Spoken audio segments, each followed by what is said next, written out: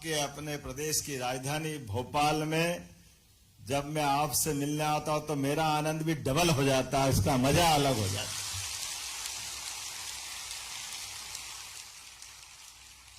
और वैसे तो हमारी संस्कृति में इस बात का सदैव एहसास दुनिया करती आई है।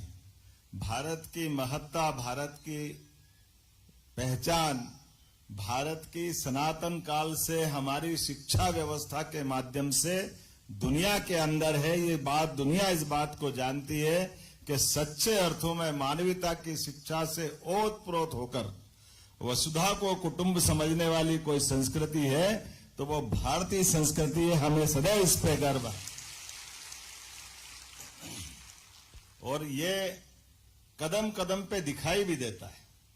हमारे अतीत के गौरवशाली पृष्ठ पे भी ध्यान दें तो भगवान राम का भी वो काल याद करें। लगभग 15 लाख साल पुराना भगवान राम का कार्यकाल, उस रामराज के अगर नींव कहीं डली है तो अच्छे अच्छे विद्वानों से भी बात करो तो वो अलग अलग प्रकार से हमको बताने का प्रयास करते हैं। कोई कहते हैं कि माता पिता के प्रति अगाध श्रद्धा होने के साथ भगवान ने जब वनवास काल में कदम बढ़ाए, वहां जो उनको ध्यान में आया तो उनको अलग प्रकार की बात का जीवन काल ध्यान में आएगा। ऐसे बहुत सारे अलग अलग उत्तर हैं। लेकिन सच में भगवान श्री राम के उस पूरे वाल्मीकि रामायण से लेकर के कोई भी रामायण उठाएं, हम वो एक घटनाक्रम याद करें कि भगवान श्री राम तो अपने दशरथ जी के महल में हैं, चारों भाई वहीं हैं, और विश्वामित्र अगर गुरु उनके घर से आकर के इस बात के लिए प्रेरणा के साथ अपने मन में महाराज दशरथ का भी साम्राज्य, महाराज दशरथ की सामर्थ्य, भारत दशरथ का उस समय का प्रभाव, सब कुछ होने के बाद भी विश्वामित्र जी जब उनके पास आते हैं तो वो अपने जंगल के अंदर राक्षसों के द्वारा उठाए गए उत्पात को समन करने के लिए वो महाराज दशरथ से उनके पुत्र को मांगने आते हैं। अब ये बड़ा दुविधा का प्रश्न भी है, लेकिन ये यहां हमको इसका उत्तर भी मिलता है कि जब वो कहते हैं कि महाराज हम एक कठिनाई से गुजर रहे हैं, यज्ञ करते तो यज्ञ में बाधाएं आ जाती है, तमाम प्रकार की चुनौतियां रहती है, ऐसे में हम आपकी मदद चाहते हैं। महाराज दशरथ कहते हैं बताइए मैं क्या कर सकता हूं। तो वो अपना कठिनाई बताते हैं। मारीच, सुबाहु सहित सब राक्षसों के कारण से हमारा सब अस्त व्यस्त है। तो उनने कहा कि क्या मैं चलूं, मेरी सेना भेज दूं? उनने कहा नहीं, आपको भी नहीं चलना है, आपकी सेना को भी नहीं भेजना है। तो फिर क्या करना है? बोले केवल आपके पुत्रों को देना है, आप अपने बड़े सुपुत्र श्री राम को हमको दे दो, और आप ज्यादा उचित समझो तो लक्ष्मण को भी दे दो। अब ये अंदाज लगा लो कि बच्चे किनके हैं? महाराज दशरथ के हैं, युवराज साम्राज्य के हैं, लेकिन उसके बावजूद भी उनपे निगाह गुरु की जाती है कि ये भविष्य का अगर हमको राम राज्य लाना है तो ये भविष्य की पीढ़ी को कॉन्फिडेंस के साथ विश्वामित्र अपने साथ ले जाते हैं। अब कभी राजकाज की दृष्टि से देखो तो बड़ी दुविधा भी थी। महाराज ने तो अपने साथ ले गए, लेकिन इतनी बड़ी चुनौती के लिए देने के लिए महाराज दशरथ भी विचलित हो जाते हैं। महाराज दशरथ भी कहते कि भाई ये आप मेरे बड़े यत्न प्रयत्न और बड़ी मान मनोबल के मेरे पुत्र हैं, आप इनके बजाय मेरे से जो मांगो सब ले जाऊं। उन्होंने कहा नहीं, ये नहीं, हमको यही चाहिए। तो बोले फिर ये जाए तो इनके साथ सेना भेजें? बोले सेना भी मत भेजो। फिर उन्होंने कहा इनको गाड़ी घोड़े रथ से भेजना है? बोले रथ से भी मत भेजो, ये केवल ऐसे ही जाएंगे जैसे मैं आया हूं। अब आप अंदाज लगा लो कि इतने बड़े साम्राज्य के साम्राज्यकर्ता के सुपुत्रों को, युवराज को अपनी भाषा में को तो सुरक्षा के गार्ड भी नहीं दे रहे हैं और ऐसे ले जाना है। लेकिन उनका कॉन्फिडेंस था, ये शिक्षकों का कॉन्फिडेंस है। बाद में राम राज्य आया हमारे लिए, ये सनातन संस्कृति का वो घटनाक्रम इस बात का एहसास कराता है। हमको इस बात पे गर्व होता है कि सच में विश्वामित्र ले गए और पैदल चलते चलते जंगल के तमाम कठिनाइयों से परिचित कराते गए। रास्ते में मारीच मिला, सुबाहु मिली, ताड़का मिली। भगवान राम और भगवान कृष्ण एक एक करके सबको धराशायी करते गए, और वो कॉन्फिडेंस जो विश्वामित्र के मन का था वो और मजबूत करते गए, और मजबूत करते गए। जब सभी बाधाएं हट गई, फिर उनको लगा कि और अभी कम है, तो उनने कहा जरा अश्वमेघ यज्ञ हो रहा जनक नंदन के यहाँ जनकपुरी में। अब आप अंदाज लगाओ, महाराज विश्वामित्र दशरथ जी से बोल के तो केवल अपने जंगल के आसपास की घटनाक्रम के लिए थे, लेकिन एक और बड़ी चुनौती, तो ये गुरु का कॉन्फिडेंस रहता। हमने सबने बाद में देखा कि वो जनकपुरी में गए तो माता जानकी भी राम जी का जीवन का अभिन्न अंग बनी, और दुनिया ने उस समय का पराक्रम भगवान श्री राम का वो देखा जब उनके अपने हाथों से उस धनुष वाली घटना होती है, उनका स्वयंवर होता है। और हम सब अंदाज लगाएं कि उस समय के घटनाक्रम को, परशुराम जी वाला घटनाक्रम भी भगवान राम जी युक्ति बुद्धि से तरीके से निकाल के ले जाते हैं, ताकि वो घटनाक्रम भी हमारे लिए, लेकिन ये घटना हम न भूलें।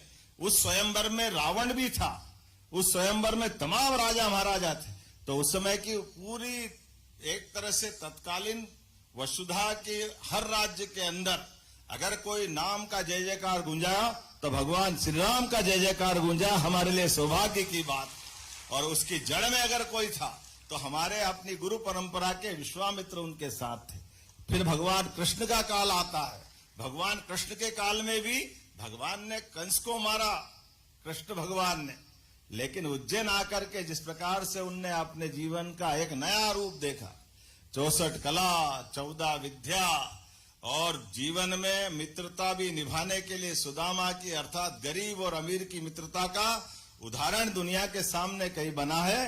तो हमारी संस्कृति के इसी पावन मंदिर सांदीपनी आश्रम से बन के निकलता है, जिसके लिए चाहे सत्ता की व्यवस्था के आधार पर कोई कितना भी बड़ा किसी ऊंचे पौधे पे क्यों नहीं पहुंच जाए, लेकिन अपने मित्रों को वो न भूले, मित्रता को सदैव याद रखे।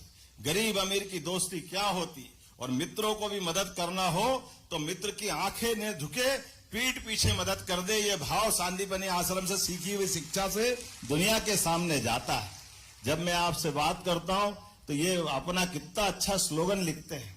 माननीय दत्तोपंत ठेंगड़ी जी के द्वारा रचित ये संगठन उस उदात्त ध्येयवाद के आधार पर राष्ट्रवाद की शिक्षा देते देते भारतीय मजदूर संघ, जिसका स्लोगन, जिसमें सच में हमारे शिक्षा मंत्री सही कह रहे हैं, उसके पहले के जो नारे लगते थे वो तो बोलने में भी जीवान पे पाप लगेगा, लेकिन जो हमारी जीवान पवित्र हो जाती राष्ट्रभक्ति की भावना के साथ ओतप्रोत होते हुए कि देश के हित में करेंगे काम, काम के लेंगे पूरे दाम, ये आनंद आता है। ऐसे में ये सारी भावना आ जाती।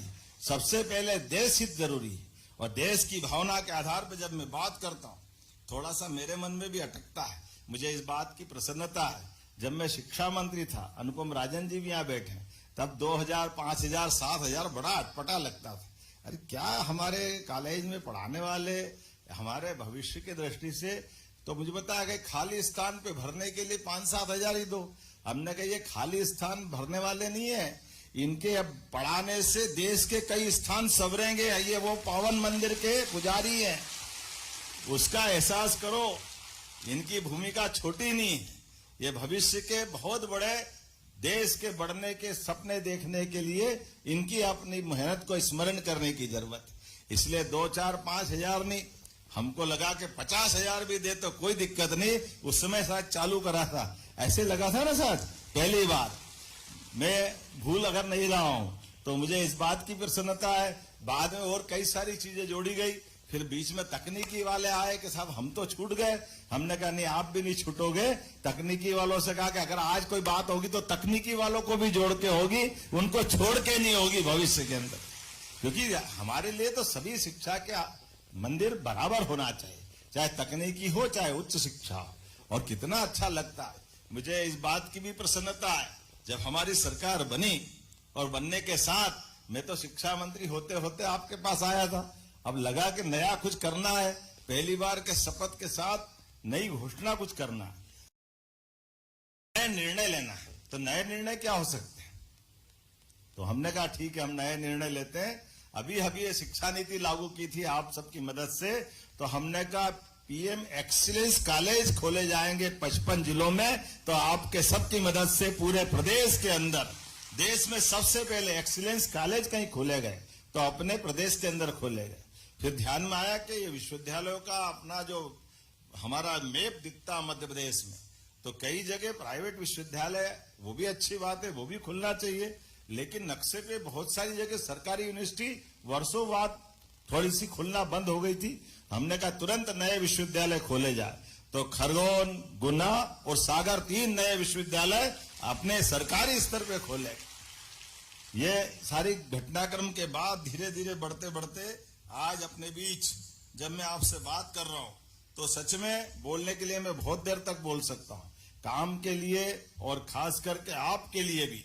इसलिए हमने कहा कि वित्तीय व्यवस्था में सारे बजट में सारे विभाग को काम बढ़ा रहा है, लेकिन आर्थिक रूप से भी अगर सबसे अच्छा ध्यान कहीं दे रहे हैं तो उच्च शिक्षा विभाग और तकनीकी शिक्षा पे दे रहे हैं। इसमें हमारी तरफ से कोई कमी नहीं।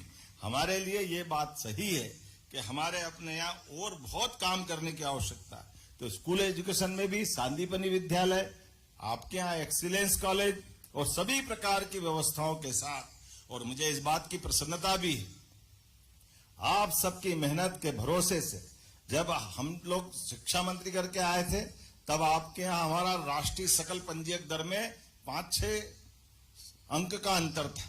मुझे इस बात की प्रसन्नता है, आज हमारा जीआर राष्ट्रीय औसत से भी अच्छा जा रहा है। ये आपकी सबकी मेहनत और वर्तमान की व्यवस्थाओं में सरकार की इस भावना के आधार पर, और यही हमारा स्कूल एजुकेशन में भी हुआ है।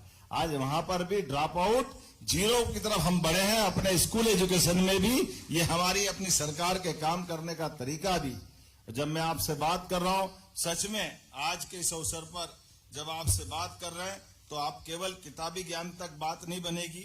अब नवाचार, संवेदनाएं, नैतिक मूल्यों के आधार पर हमारे राज्य की अपनी शिक्षा व्यवस्था के भरोसे से देश भर में बहुत सारी संभावनाएं, जिसपे हम ठोस तरीके से आगे बढ़ रहे हैं। ऐसे में जब शिक्षा नीति 2020 हमको राष्ट्र को एक तरह से नए प्रकार के आवश्यकता के अनुसार दुनिया का सबसे युवा देश अगर कोई है तो भारत है।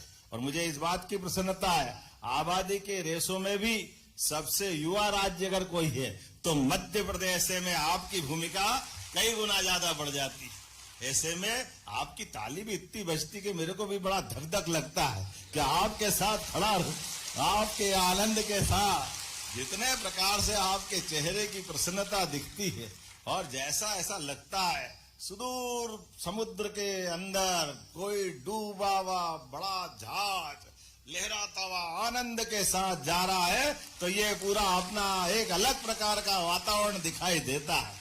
मुझे भी इस बात की आनंद है।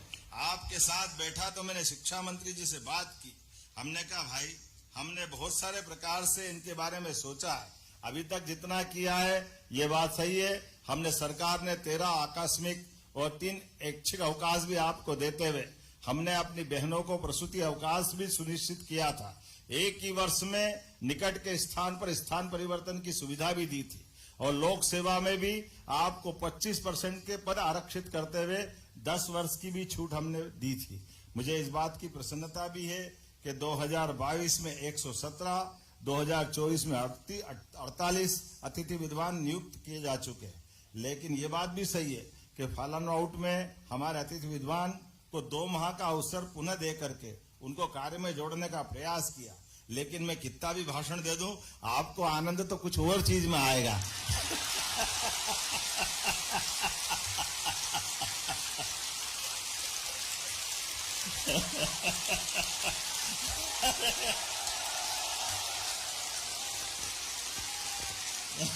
अरे आप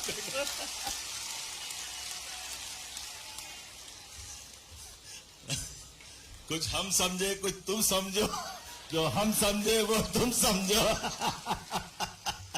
हमारे आपके बीच ये जो अपनापन का रिश्ता है, ये जो अपनेपन की आत्मीयता है, मैं निश्चित रूप से इस भाव को पक्का रखने वाला हूं, इसमें कोई ढील नहीं देने वाला हूं। इसीलिए मैं माननीय मंत्री श्रीमान इंदर सिंह जी परमार, आप पे दोहरा दायित्व भी है। आप उच्च शिक्षा के मंत्री भी हैं और आप तकनीकी शिक्षा के मंत्री भी हैं। यहाँ के दोनों अधिकारी भी बैठे हैं। हमने समिति गठित की है और एक हमारा बहुत पवित्र संगठन भारतीय मजदूर संघ के बैनर तले, क्योंकि ये बात सही है कि सरकार की व्यवस्थाओं में मन की इच्छा शक्ति का पवित्र भाव भी चाहिए। जिस बैनर तले आप आए हैं उस बैनर की विश्वसनीयता इसी बात के लिए होती है जो हमेशा सच्चाई और अच्छाई में साथ रहता है। लेकिन आप भी देख ही रहे होंगे, हमारी सरकार ने बनने के साथ जब विकास के सभी प्रकार के पैमानों पर लगातार हम काम कर रहे हैं, तमाम प्रकार की बाधाओं के बीच भी डंके की चोट हिमालय की एवरेस्ट चोटी की तरह पवित्रता के साथ लगातार काम करने का संकल्प हम करते हुए आगे बढ़ रहे हैं। इन सारे प्रकार के वातावरणों के बीच भी जब हम किसान, महिला, युवा, गरीब सब वर्ग के कल्याण के साथ मध्य प्रदेश की प्रगति के लिए कटिबद्ध अगर है तो उसमें सभी प्रकार के समान रूप से सभी दिशाओं में समान रूप से अवसर मिले। इसलिए एक तरफ विकास के पैमाने पे अधोसंरचनाओं के काम, दूसरी तरफ सेवाओं के लिए भी।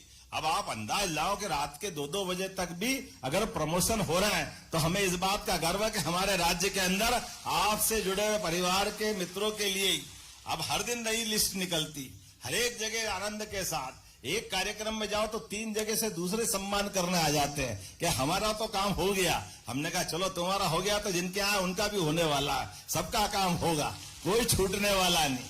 जिन व्यवस्थाओं के आधार पर बार बार प्रगति के पथ रोके जाते थे, उन बाधाओं को हटाने का काम ही तो सरकार का होता। सरकार का काम असरदार तरीके होना चाहिए। अगर असरदार नहीं तो काहे की सरकार का काम तो असरदार ही होना चाहिए। मुझे इस बात की प्रसन्नता भी है जब असरदार तरीके से काम करते हैं तो ये बात हमारे लिए वो कोटेशन थोड़ा सा अटपटा लगेगा, लेकिन मैं जरूर बोलना चाहूंगा कि एक वाक्य कल आपके यहाँ बोला था, अटकाने लटकाने भटकाने का समय गया। पता नहीं क्या चक्कर था, अंग्रेज गए कांग्रेस छोड़ गए थे, ये काम उनके जुम्मे कर देते थे। वो केवल अटकाते लटकाते भटकाते थे। लेकिन आज का समय सकारात्मक दृष्टिकोण के साथ आगे बढ़ने का है। इसलिए जब हम अपने आप मित्रों के बीच परिवार की तरह बैठे हैं तो आप अपनी तरफ से समिति बनाते हुए कौन कौन से देश की आप समिति, हरियाणा का मॉडल हो तो हरियाणा का, जो लगाना हो आप समिति के माध्यम से लगाएं, सरकार आपके साथ रहेगी।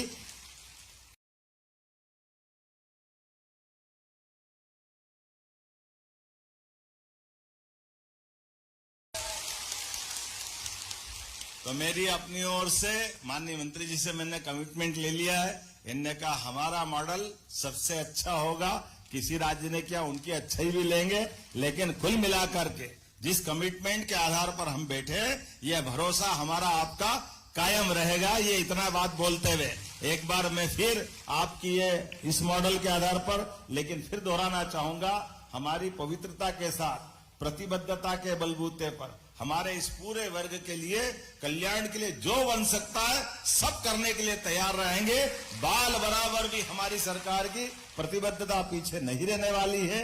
एक बार फिर मैं अपनी ओर से आप सबका हृदय से वंदन करता हूं, अभिनंदन करता हूं। और आने वाले त्योहार अब तो सिलसिला चलने वाला है, ये आषाढ़ जा रहा है, सावन आ रहा है, बहनों के माध्यम से भाई बहनों का रिश्ता फिर एक बार आनंद के साथ रक्षाबंधन का आनंद मिलेगा और उसी के आधार पर त्योहारों के सिलसिले की श्रृंखला चालू होगी और धीरे धीरे करके हम और आप सच में इस प्रकार से हर एक स्थान पर जो जहां से काम करेगा राज्य को आगे बढ़ते हुए यशस्वी प्रधानमंत्री के नेतृत्व में लगातार हम आगे बढ़ने के लिए तैयार रहेंगे। एक और आह्वान आपसे कर रहा हूं, आपके परिसरों के अंदर भी ये नशे के खिलाफ एक बड़ी लड़ाई लड़ने के लिए यशस्वी प्रधानमंत्री श्रीमान नरेंद्र मोदी जी के नेतृत्व में हमने पहले नक्सलवादियों के खिलाफ लड़ाई लड़ी थी और मध्य प्रदेश ने अपनी जड़ों से जहां नक्सली जुड़े थे उनको सबको उखाड़ फेंका।